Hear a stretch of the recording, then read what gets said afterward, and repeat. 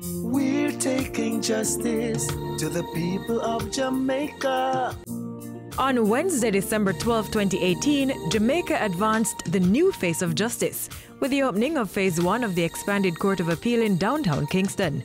The opening of the $846 million facility was attended by members of the Political Directorate, the Judiciary, the Diplomatic Corps, the Security Forces, architects and contractors, and other key stakeholders in the justice sector. I want to say how very happy I am with the expansion of the Court of Appeal. It is a milestone achievement which has significant implications for the people of Jamaica in terms of access to justice. This access was achieved with the tax dollars of the Jamaican people.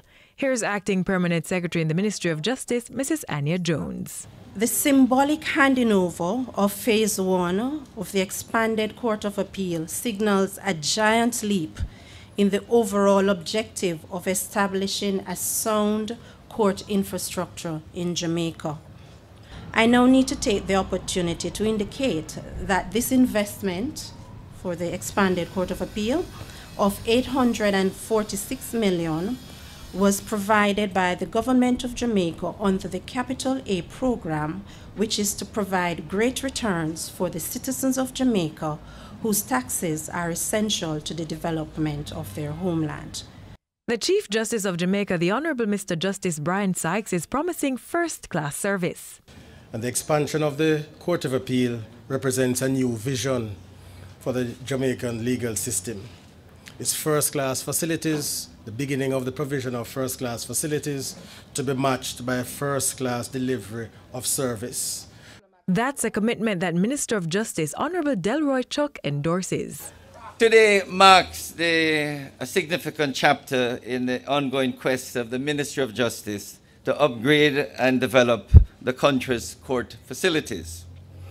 Our goal is for courtrooms to be beacons of hope and centers of excellence. Our mission is for our courts to deliver quality service and timely justice to our people. A proud president of the Court of Appeal, Honorable Mr. Justice Dennis Morrison, accepts the keys to the facility. To begin to say thanks on an occasion such as this is perhaps to chance one's luck down a very slippery slope. For as you would expect, it simply would not have been possible without the vision and dedication of a great many persons. But I must make special mention, with a deep sense of gratitude and respect, of the role played in realizing the dream by a consummate and exemplary public servant. I refer, of course, to Mrs. Carol Palmer, the Permanent Secretary in the Ministry of Justice.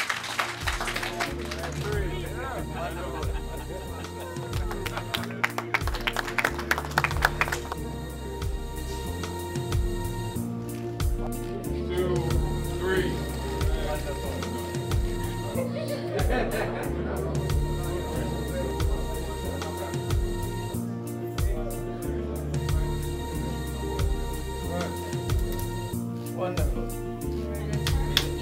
I'll follow you in. We spoke with a number of key stakeholders about the new facility. What we have seen here today should encourage all Jamaicans about the seriousness and commitment of their government to ensure that justice can be delivered in decent facilities.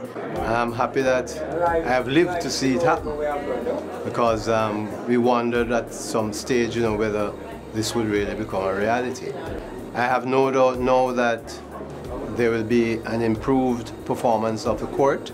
My congratulations to the Ministry of Justice that has piloted this, and I know we have waited for it for a long time, and the wait was worth it. I feel pretty proud for what I have seen. This was from where I was here from way back about 2010. So this is the fruition of what has been planned, and I am well satisfied that this is the first word. The Ministry of Justice will continue to advance the Justice Reform Initiative to ensure that Jamaicans benefit from a first-class justice system. The new face of justice, a new experience for the people of Jamaica. Let's work together. A message from the Ministry of Justice.